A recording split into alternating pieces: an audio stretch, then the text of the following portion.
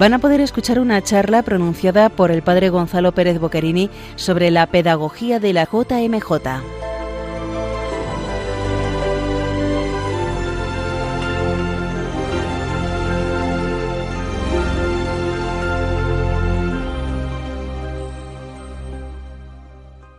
Hola queridos oyentes, vamos a hablar a continuación de la pedagogía de las Jornadas Mundiales de la Juventud.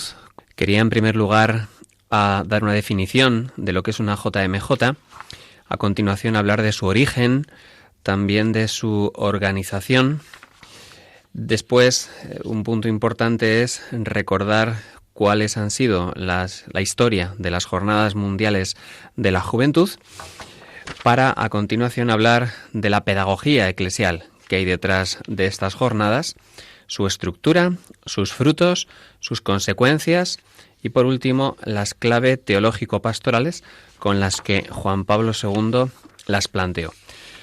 Pues yendo en primer lugar a su definición, podríamos decir que una Jornada Mundial de la Juventud es un conjunto de acciones pastorales a las que están llamados todos los jóvenes del planeta para profundizar en la relación con Cristo en un marco eclesial presidido por el sucesor de Pedro.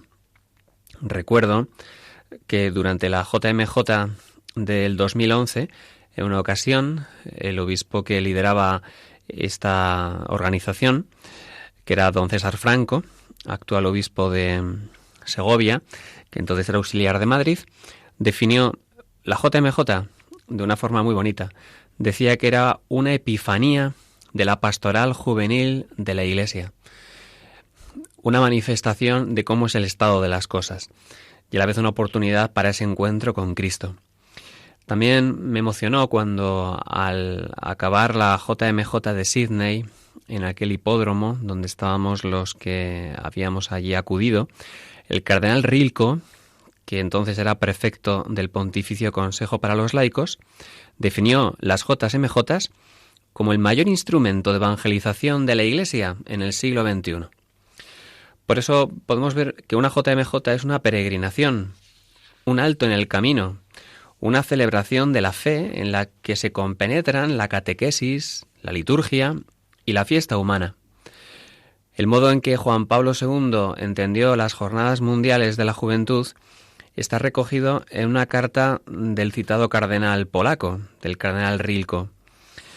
En esta carta, Juan Pablo II expresaba lo siguiente: las jornadas, acogiendo una iniciativa propuesta por los mismos jóvenes, han nacido del deseo de ofrecerles significativos momentos de pausa, entre comillas, en la constante peregrinación de la fe, que se alimenta también mediante el encuentro con los coetáneos de otros países y el intercambio de las propias experiencias.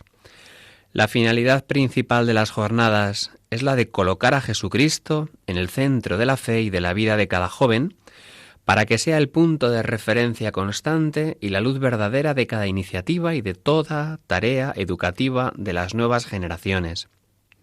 Añadía el Papa en esta carta al cardenal Rilko: es el estribillo de cada jornada mundial, el encuentro con Jesucristo. Y todas juntas, a lo largo de este decenio, aparecen como una continua y apremiante invitación a fundamentar la vida y la fe sobre la roca que es Cristo. La Iglesia se ve a sí misma, no son ritos convencionales, sino acontecimientos providenciales. No son una alternativa de la pastoral juvenil ordinaria, sino su alimento. Una gran catequesis y experiencia de fe y comunión. Frecuentemente, decía el Papa Juan Pablo II, me ha impresionado el amor alegre y espontáneo de los jóvenes hacia Dios y hacia la Iglesia. La experiencia de las Jornadas Mundiales nos invita a todos nosotros, pastores y agentes de pastoral, a reflexionar constantemente sobre nuestro ministerio entre los jóvenes y sobre la responsabilidad que tenemos de presentarles la verdad plena sobre Cristo y su Iglesia. ¿Cómo no leer en su participación masiva, disponible y entusiasta, la petición constante de que les acompañemos en la peregrinación de fe, en el viaje que realizan respondiendo a la gracia de Dios que actúa en sus corazones? Se dirigen a nosotros para que los llevemos a Cristo el único que tiene palabras de vida eterna. Escuchar a los jóvenes y enseñarles exige atención, tiempo y sabiduría. La pastoral juvenil constituye una de las prioridades de la Iglesia en el umbral del tercer milenio. Ellos adquieren el protagonismo evangelizador. Bien, pues quería realizar esta cita porque me parece que sintetiza muy bien el corazón de una JMJ en el modo en que el 8 de mayo de 1996 Juan Pablo II escribía esta carta con motivo del Seminario de Estudios sobre las JMJ al entonces prefecto para el Pontificio Consejo de los Laicos, cardenal Rilco. Bien, y podríamos preguntarnos, ¿el Papa Benedicto XVI les dio también el mismo valor que Juan Pablo II? Y la respuesta sería que sí. ¿Y dónde podemos encontrar la intención del Papa Benedicto a la hora de referirse a las jornadas mundiales? Yo creo que el criterio lo podemos encontrar en su discurso a la Curia del 2008 y también en su libro Entrevista Luz del Mundo. En este libro, a las preguntas del que le cuestiona, el Papa Benedicto XVI dice lo siguiente: cuando pienso cuántos jóvenes encuentran en tales jornadas un nuevo punto de partida y viven después espiritualmente a partir de él, cuánta alegría queda después del evento, pero también cuánto recogimiento hay justamente en la inmediatez de la JMJ, tengo que decir que allí sucede algo que no lo hacemos nosotros mismos. Y les dice a los cardenales de la Curia: la alegría de las Jornadas Mundiales de la Juventud y el particular carácter de su alegría no tienen explicación si no es porque el mismo Cristo está presente. De estas jornadas brota una alegría que no es comparable con un festival de rock. Actualmente el Papa Francisco también las ha vivido como ocasiones privilegiadas para llegar a toda la sociedad. Podríamos recordar lo que dijo en su discurso en el Palacio de Guanabara de Río de Janeiro el 22 de julio del 2013, cuando dijo: soy muy consciente de que dirigiéndome a los jóvenes, hablo también a sus familias, sus comunidades eclesiales y nacionales de origen, a las sociedades en las que viven, a los hombres y mujeres de los que dependen en gran medida el futuro de estas nuevas generaciones. Bien, y entonces vendría el segundo punto que podríamos pensar hoy. ¿Cuál es el origen de las Jornadas Mundiales de la Juventud? Bien, pues el origen se remonta a los primeros viajes por Italia y al extranjero, especialmente al encuentro de Juan Pablo II con los jóvenes en el estadio Parc des Princeps de París en 1980, puesto que aquellos encuentros le convencieron de que siendo papa aún tenía un modo singular de hacer pastoral juvenil. Por eso se puede afirmar que las JMJ fueron inspiradas por el Espíritu Santo, pues sin acuerdo previo confluyeron dos factores necesarios: el deseo íntimo del Papa polaco de la pastoral juvenil con los jóvenes, y por otra parte, la presencia numerosa de aquellos en eventos claves. Por eso, para entender su origen es preciso escuchar lo que el mismo Juan Pablo II decía al respecto. Decía el Papa en una ocasión, ¿no?, concretamente en Cruzando el umbral de la esperanza, ¿no?, en aquel famoso libro, Entrevista de Vittorio Messori. Él decía: se explica también la génesis de las Jornadas Mundiales de la Juventud así. Inicialmente, con ocasión del año jubilar de la Redención y luego con el Año Internacional de la Juventud, convocado por la Organización de las Naciones Unidas en 1985, los jóvenes fueron invitados a Roma, y este fue el comienzo. Nadie ha inventado las Jornadas Mundiales de los Jóvenes. Fueron ellos quienes las crearon. Esas jornadas, esos encuentros, se convirtieron desde entonces en una necesidad de los jóvenes en todos los lugares del mundo. Las más de las veces han sido una gran sorpresa para los sacerdotes e incluso para los obispos. Superaron todo lo que ellos mismos esperaban. Se creó así aquel gran movimiento de jóvenes que seguían la cruz y un ambiente en el que los jóvenes disfrutaban de su amor por Cristo, de la alegría de ser jóvenes y de ser cristianos. Bien, y en tercer lugar, habría que responder a cómo se organiza una Jornada Mundial de la Juventud. Pues bien, quien organiza la JMJ es el Consejo Pontificio para los Laicos, que es el que encomienda a una diócesis ser la sede del encuentro. Dicha iglesia local, con la ayuda de su región eclesiástica, prepara la acogida y coordina luego con las administraciones públicas la logística, el transporte, la seguridad, la alimentación, los alojamientos, los visados, etc. Antes, el resto de las diócesis de esa nación organizan lo que se ha llamado los DEDs, los días en las diócesis, convivencia previa de los peregrinos con los jóvenes de todas las diócesis de la nación de acogida, con la excepción de la provincia eclesiástica donde está la sede, la semana anterior del encuentro. En esta ocasión, en Panamá, incluso como no había suficientes diócesis para esa acogida, se ha tirado también de algunos países fronterizos, concretamente Costa Rica, y Nicaragua. Si bien es verdad que en Nicaragua, finalmente, por la situación conflictiva que hay allí con el gobierno, no ha podido ser empleada para esta convivencia previa. También habría que recordar que hay un lema que indica un tema transversal a la jornada y que hay dos símbolos de la JMJ, que son la cruz de los jóvenes y el icono de la Virgen, que van peregrinando por las diócesis de la nación que acoge los meses previos a la fecha de la JMJ. ¿Cuál ha sido la historia de las Jornadas Mundiales de la Juventud? Bueno, pues las jornadas empezaron en Buenos Aires en 1987, durante la celebración del Domingo de Ramos, que fue la primera fuera de Roma, en una Argentina convaleciente aún de las divisiones producidas por la dictadura militar que había terminado hacía tan solo 4 años, que también se resentía aún de la Guerra de las Malvinas, en medio de una estabilidad política aún débil. La siguiente jornada, después de la que hubo en Roma, puesto que las jornadas mundiales se han ido intercalando en Roma y en el extranjero, ¿no? La siguiente internacional fue en Santiago de Compostela, en 1989, donde se incorporaron a la celebración nuevos elementos organizados, como las catequesis de los obispos, la vigilia y la misa dominical. De hecho, Juan Pablo II quiso hacer que esta JMJ, más allá de un explicable matiz europeísta, llevara a los jóvenes de todo el mundo hasta la tumba de Santiago. En la persona de cada apóstol, la Iglesia ve sacramentalmente la persona de Jesús. Por eso en aquella JMJ se vio muy claramente cómo toda peregrinación es un camino exterior que manifiesta un camino interior, por lo que el camino de Santiago simbolizaba el recorrido que cada joven ha de hacer no solo hacia Cristo como meta, sino a través de Él como camino, verdad y vida. Precisamente esta expresión de Juan 14:6 fue el lema de aquella Jornada Mundial de la Juventud.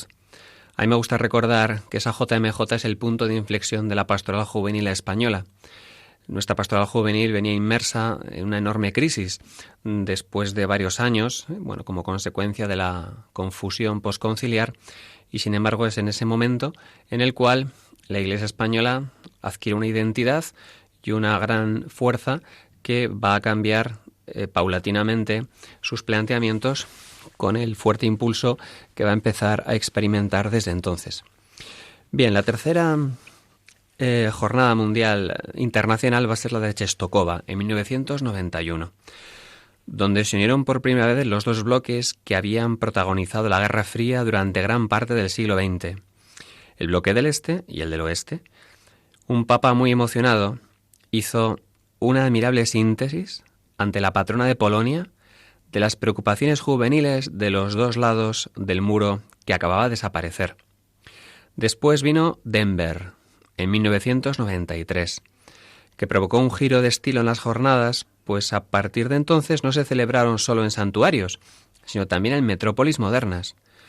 Juan Pablo II tuvo que antes convencer a los obispos estadounidenses de que el acto no sería un fracaso y que los jóvenes vendrían. Este dato uno lo puede leer en la entrevista al cardenal Dolan, Un pueblo de esperanza, conversaciones con Timothy Dolan, cardenal de Nueva York, que el periodista Allen le realizó en el 2015. El propio cardenal comenta, cardenal de Nueva York actualmente, las resistencias que tuvo que vencer el Papa con los obispos norteamericanos para poder realizar aquella jornada mundial, puesto que no creían en un principio mucho en su éxito. Después la JMJ se trasladó hasta Asia, en Manila en 1995, el continente de San Francisco Javier, patrono de las misiones, pero el que aún está menos evangelizado. La convocatoria, como es sabido, fue sorprendentemente desbordada por más de 4 millones de jóvenes, de modo que el papamóvil no pudo ni siquiera acceder al altar, por lo que tuvieron que trasladar al Santo Padre en helicóptero hasta el presbiterio. Después vino 1997, París, que incluyó 2 nuevos elementos en su estructura: los días en las diócesis y el Vía Crucis del viernes. Aquí el Papa superó también el riesgo de fracaso en un país centenariamente laicista como era Francia. La siguiente jornada fue en Roma en el año 2000, en el Kairos del Jubileo, Tiempo de Gracia, que también alcanzó a la juventud con 2 millones de participantes, como no podía ser de otro modo, en el 2000 cumpleaños del nacimiento de Cristo. La siguiente edición fue en Toronto en el 2002, donde el Papa Juan Pablo II trató de evitar que el relativismo ahogase la identidad cristiana en un país tan secularizado como Canadá e impulsar la confianza hacia la Iglesia en un mundo anglosajón herido ya entonces por los abusos a menores de algunos miembros del clero. Después de este encuentro, un anciano, Juan Pablo II, solo viajaría para encontrarse con los jóvenes en España, Cuatro Vientos 2003, y en Suiza en el 2004, en Berna. Y así en la historia de las Jornadas Mundiales de la Juventud, el testigo es pasado al Papa Benedicto XVI. La primera jornada en la que él estuvo fue en Colonia, puesto que aunque esta fue convocada por San Juan Pablo II, falleció y entonces fue presidida por Benedicto XVI. En la ciudad donde los Reyes Magos son recordados en su catedral, el Papa Benedicto recordó a los primeros adoradores y el tema central fue la Eucaristía. La verdad es que fue muy significativo que el Papa alemán pusiese de rodillas ante el Santísimo, por primera vez, en un acto de estas características, a más de 1 millón de jóvenes. Y esto lo hizo sabiendo que durante varias décadas se había evitado hacerlo por los prejuicios ideológicos de muchos agentes de pastoral juvenil, porque quería salir de la era de los católicos no practicantes y porque en Alemania había sido la nación donde se había puesto durante el protestantismo de un modo más enfático los peros a lo que era la adoración eucarística, y también pues para evitar tener una pastoral juvenil no centrada en la Eucaristía. El Papa Benedicto recordaba que no somos nosotros los que hacemos fiesta para nosotros, sino que es en cambio el mismo Dios viviente el que prepara una fiesta para nosotros. Pero aún faltaba Oceanía para recibir una JMJ, y el Papa Benedicto XVI, en el 2008, se trasladó hasta Sydney, país muy secularizado y de raíz anglicana, pero cuya acogida fue extraordinaria. Y el telón de fondo fue la reflexión sobre el Espíritu Santo. La siguiente JMJ fue en Madrid, en el 2011. Fue recibida en un ambiente políticamente hostil por el gobierno de entonces, pero eclesialmente consciente y muy acogedor. Después vino Río de Janeiro en el 2013, que había sido convocada por el Papa Benedicto XVI, pero, como él mismo señala en un libro de entrevista, tuvo reparo por su edad a ir a Río de Janeiro, y esto fue uno de los motivos de su renuncia, y por tanto habría de ser el siguiente Papa, en el 2013, en julio, el Papa Francisco, quien la presidiera. Esta JMJ con tinte iberoamericano fue su primera JMJ del Papa Francisco, seguida de Cracovia, en una Polonia muy identificada a todos los niveles con su tradición católica, que mostró el cariño de los jóvenes a Francisco con la intercesión del Papa Polaco Santo en el año de la Misericordia. La siguiente edición es ahora la JMJ de Panamá.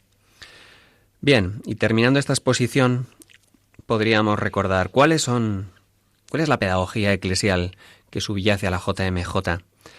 Pues la primera característica pedagógica es la catolicidad, porque una JMJ no es un simple gesto puntual visible de comunión o una demostración de fuerza, sino que la pedagogía que subyace es la de una compañía eclesial del corazón. También una pedagogía de la civilización del amor, en la que las vivencias del joven se enriquecen mediante la experiencia de la acogida gratuita en familias, la atención en parroquias por voluntarios, la oración y el conocimiento de la historia y la cultura de los católicos de este país. Una JMJ es una inmersión educativa en la gratuidad y en la catolicidad. Además, por su parte, la diócesis de acogida revaloriza su fe mediante el don de sí de la caridad a los peregrinos, una movilización que implica todos los recursos materiales y personales de las parroquias y el de un testimonio público de fe en su sociedad. ¿Y cuáles son los elementos que las jornadas mundiales aportan a la pastoral juvenil?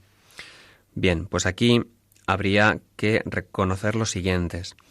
El primer elemento es que aportan una convocatoria atractiva, en la que los jóvenes hacen amigos y comparten su fe con ellos desde la autenticidad de la vida. En segundo lugar, un liderazgo creíble, el del Papa.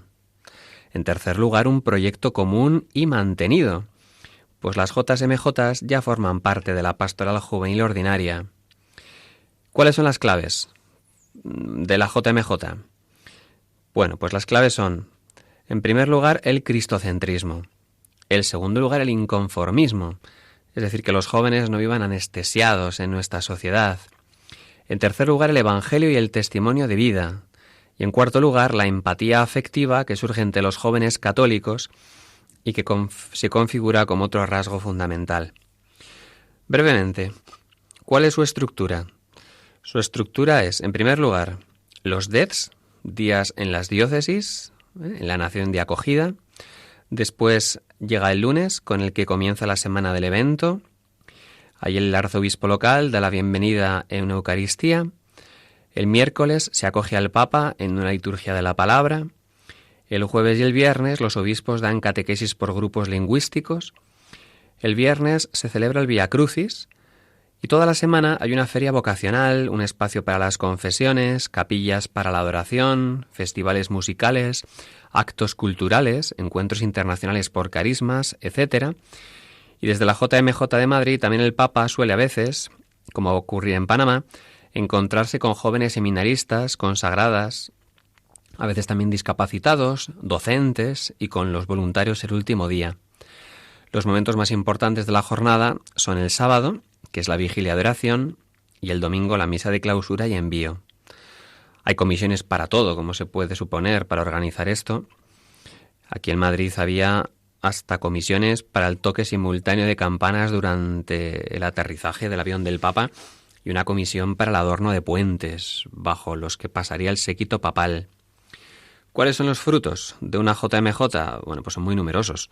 Conversiones, vocaciones, testimonios de caridad, revalorización del papel público de la Iglesia en los países de acogida, eliminación de prejuicios contra la Iglesia en la sociedad, fortalecimiento de la comunión horizontal entre carismas y territorios y vertical, es decir, entre los laicos y la jerarquía, humanización de la pastoral, puesta al día de unos y otros con el estilo pastoral actual de la Iglesia, refuerzo de la fe y la esperanza de los jóvenes, etc. ¿Y cuáles son las principales consecuencias que las JMJ han provocado en la pastoral juvenil? Pues yo creo que ha sido colocar a Cristo en el centro de la acción evangelizadora, ayudar a los jóvenes a descubrir la racionalidad de su fe y su belleza, concebir la vida como vocación y responsabilizar al educador para conocer la esencia de la juventud. Y quería terminar expresando cuáles son las 3 claves teológico-pastorales con las que San Juan Pablo II planteó las jornadas desde el comienzo. Podemos encontrar estas 3 claves en el libro Levantaos vamos del propio Juan Pablo II. En primer lugar, apostar por los jóvenes y confiar en ellos como condición para su crecimiento. En segundo lugar, las jornadas son un encuentro masivo. ¿Qué quiere decir esto? Un encuentro pensado para un gran grupo de jóvenes. El que sea un encuentro masivo no es circunstancial. Juan Pablo II las ideó así, aunque es verdad que el Papa Juan Pablo II prefería usar para describirlo la palabra multitud o pueblo, en lugar de masa, en el sentido del término griego pletos que se usa en Marcos, Lucas y Hechos de los Apóstoles. La razón de mantener esta modalidad de convocatoria ampliamente numérica fue intencional por parte del Papa polaco, pues es fuente de coraje para los jóvenes cristianos de hoy, que a menudo se encuentran viviendo su fe en soledad. Este modo de expresar la fe para el Papa era un no masivo a la privatización forzada de la fe.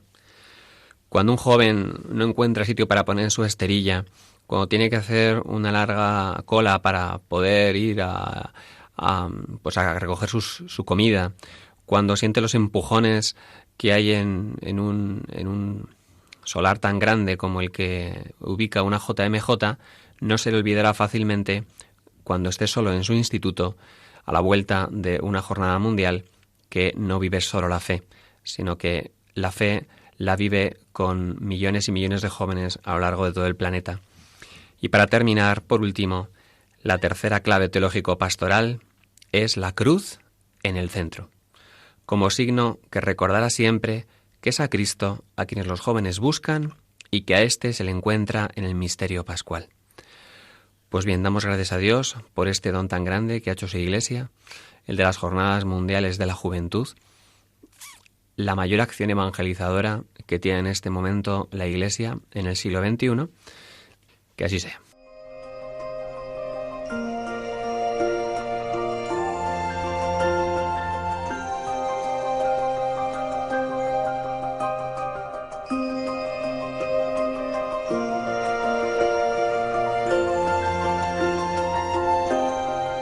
Han escuchado en Radio María una charla pronunciada por el padre Gonzalo Pérez Boquerini sobre la pedagogía de la JMJ.